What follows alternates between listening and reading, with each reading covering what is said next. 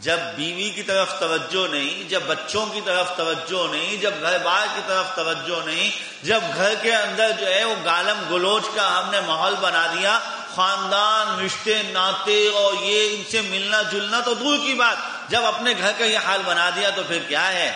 لمبی لمبی تسبیح پکڑ لو، وظیفے پڑھتے جاؤ، عاملوں کو بھرتے جاؤ، تعویذ لیتے جاؤ، نذرانے پیش کرتے جاؤ، کام بنے گا؟ دیکھیں گے پھر کیسے کام بنے گا۔ اللہ بھی کہہ رہے ہیں بناؤ، پھر تم کتنی کوششیں کرو گے، پھر لگے ہو جب تک حقوق کی ادائیگیاں نہیں ہوں گی، اللہ کی طرف توجہ نہیں ہوگی تو پڑھتے جاؤ۔ یہ کوئی ویڈیو گیم تھوڑی ہے کہ ٹوکن ڈالو گے مشین چل پڑے گی، یہ تو رب کریم کی عطائیں ہیں، یہ زندگی کا نظام تو اللہ کی عطا ہے۔ جس کو وہ چاہے بٹھانا وہ کھڑا نہیں ہو سکتا، اور جس کو وہ چاہے کھڑا کرنا تو 100 سال کی عمر کے بوڑھے بھی ہم دیکھ رہے ہیں کہ وہ بھی ماشاءاللہ چل رہے ہیں، وہ بھی چل رہے ہیں، دوڑ رہے ہیں۔ 100 سال کے بوڑھے وہ بھی دوڑ رہے ہیں، چل رہے ہیں، مزے کر رہے ہیں، اور جب جس کو اللہ بٹھانا چاہے وہ جوانی میں بیٹھ جاتے ہیں۔ چکن گونیا بہانہ بن گیا، چکن گونیا ہو گیا تھا، اس لیے ٹانگوں کا درد ختم نہیں ہو رہا۔ میرے محترم دوستو اور بزرگوں،